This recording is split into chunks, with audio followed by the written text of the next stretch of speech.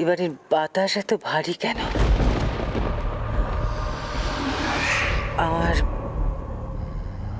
এই বাতাসে নিঃশ্বাস নিতে কষ্ট হচ্ছে কেন অরিজিতা?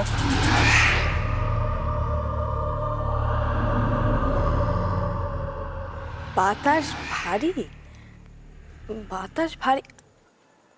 ও, আপনি বোধহয় তোমার কথা বলছেন। আসলে এই বাড়িতে খুব নিয়ম করে পূজা আচ্চা হয় তো, মানে ধূপ ধুনো জলে, তারপরে প্রদীপ জলে, তাতেই হয়তো সেই ধোঁয়াতে হয়তো বাতাসটা একটু ভারী হয়ে গেছে।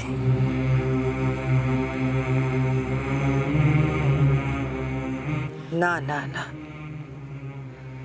এই লক্ষণ আলাদা, এ অন্য ইঙ্গিত। আপনারা ঠিক বুঝতে পারবেন না, আর আমিও ঠিক বুঝিয়ে বলতে পারবো না অরিজিৎ বাবু।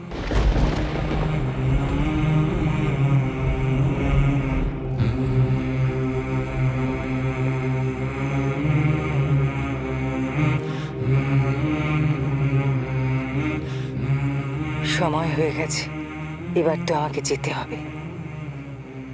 যে কাজের জন্য এসেছি সেই কাজ যত তাড়াতাড়ি সম্পন্ন করা যায়।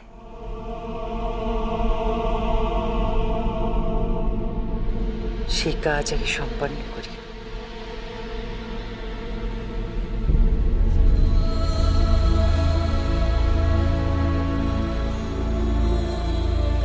দেখি বাবা,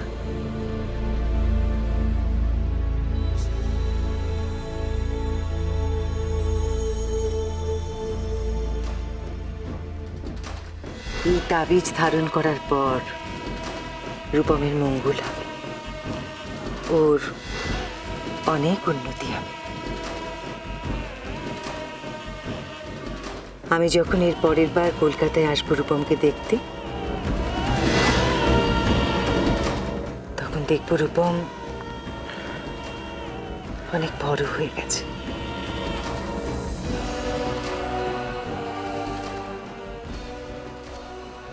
ঘোর সংসারী হয়ে গেছে।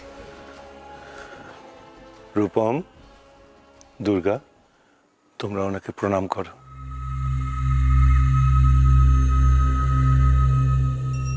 মঙ্গল হোক।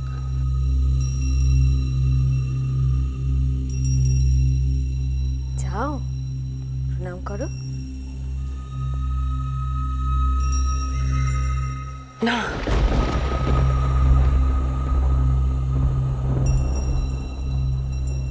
যার উপর ঈশ্বরের আশীর্বাদ আছে, আমি তাকে আশীর্বাদ করি। আমার সাধ্য কি?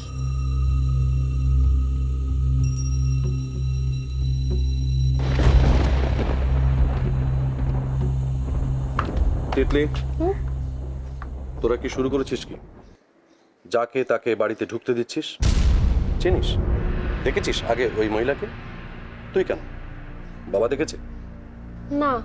তো তোরা আগে থেকে এতটা শিওর হচ্ছিস কি করে যে ওই মহিলা ঠগ বা জোচ্চোর নন? একজন ঠগ মহিলাকে রূপমের কাছে তাবিজ নিয়ে যেতে তোরা অ্যালাউ করছিস কি করে, আমি তো বুঝতে পারছি না। আসলে বাবা দেখছেন তো পুরো ব্যাপারটা, তাই ভাবছি যে বাবা নিশ্চয়ই কোনো ভুল কাজ করবেন না। মাই ডিয়ার সিস্টার, বাবার মতো একজন সহজ সোজা মানুষকে ভুল বোঝানো পৃথিবীর সবচেয়ে সোজা কাজ। কিন্তু ওই ভদ্রমহিলা ছোট কাকিমা সম্পর্কে এমন এমন সব কথা বলেছেন, তাতে প্রত্যেকে খুব অবাক হয়েছে। তাতে মনে হয়েছে যে উনি ছোট কাকিমার খুব কাছের ছিলেন। কাছে?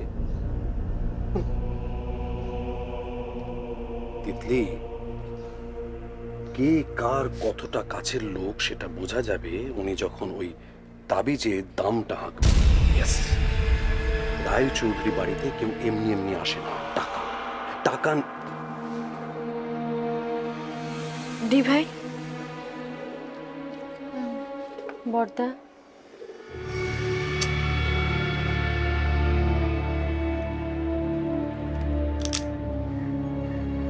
দুর্গা, তুই তো সব জানিস।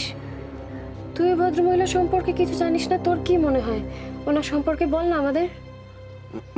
দুর্গা, ওই মহিলার সম্পর্কে তোমার অভিমত কি?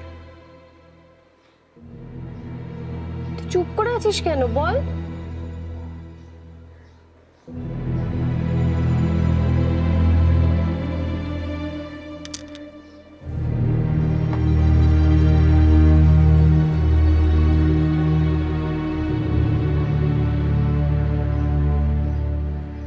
তিতলি, কিছু বোঝা গেল? না, ওই মহিলা যদি এতই ভালো হবেন তাহলে তোর দুর্গা এভাবে চুপ করে রইল কেন? আপনারা এবার আমায় অনুমতি দিন, আমি আসি। না না, তা কি করে হবে? আপনি জয়ন্তীর গুরু বোন, এভাবে আমি আপনাকে যেতে দেবো না। অন্তত কয়েকটা দিন আমাদের সঙ্গে থাকতে হবে। দয়া করে আমাকে আর অনুরোধ করবেন না। কেন চলে যাবে? আজকের দিনটা থেকে যাও না। আমার মায়ের কথা শুনতে খুব ইচ্ছে করছে। মায়ের গল্প বলো না। না রূপম, আজ থাক। আজ আর আমি এখানে থাকতে পারবো না। কেন আপনি বারবার ওই কথা বলছেন বলুন তো? কি কারণে? জানি না, তবে আমার কোথায় যেন একটা অসুবিধে হচ্ছে। যদি জিজ্ঞেস করেন কি অসুবিধে, আপনাকে আমি বুঝিয়ে বলতে পারবো না। শুধু এটুকু বলতে পারি, আপনারা সাবধানে থাকবেন। আর যদি কোনো দুর্যোগের আভাস পান, আমাকে জানাতে পারেন। এ আপনি কি বলছেন? আপনি কি বুঝতে পারছেন যে এই বাড়িতে দুর্যোগ ঘনিয়ে আসছে? মানে বিপদের আভাস কি আপনি দেখতে পাচ্ছেন? এ বাড়ির বাতাসে আমি সে আভাস পেয়েছি। চোখ বন্ধ করলে আমি সব দেখতে পাই। এই বাড়ির কোনায় কোনায় কালো মেঘ পুঞ্জীভূত হয়ে আছে। এ বড় অশুভ ইঙ্গিত। হ্যাঁ, মেঘ? আপনি মেঘও দেখতে পাচ্ছেন? হ্যাঁ, আমিও তো মেঘের ছবি এঁকে ফেলেছি। হ্যাঁ হ্যাঁ হ্যাঁ, আমিও দেখেছি। একটা মেঘের ছবি এঁকেছে, কালো মেঘ বিদ্যুৎ চমকাচ্ছে।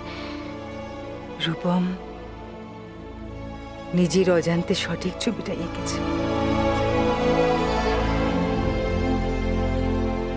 যদি কিছু ঘটে তাহলে আপনাকে জানাবো কি করে? আমি আরো কয়েকটা দিন কলকাতায় থাকব। যে মন্দিরে আপনারা পুজো দিতে যান, সেখানে রোজ সন্ধ্যা আরতির সময় আমাকে পাবেন। এবার আমি আসি। আপনি যাবেন না, আপনি আমাকে ছেড়ে যাবেন না। আমি আপনার পায়ে পড়ছি, আপনি আমায় দীক্ষা দিন, আমায় মুক্তির পথ দেখান। আমায় ছেড়ে আপনি যাবেন না, আমি পায়ে পড়ছি।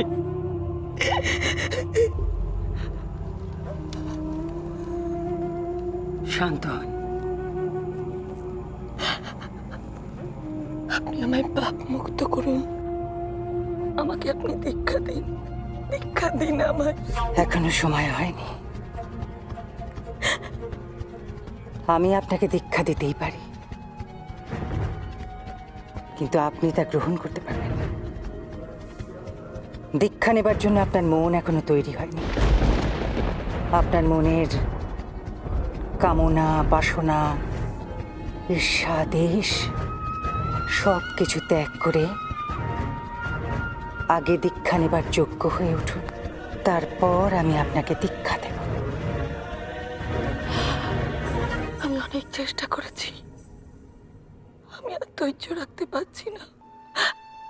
আপনি যদি দয়া করে এই বাড়িতে থেকে আমার চিত্তশুদ্ধিতে আমায় সাহায্য করেন। তা সম্ভব নয়।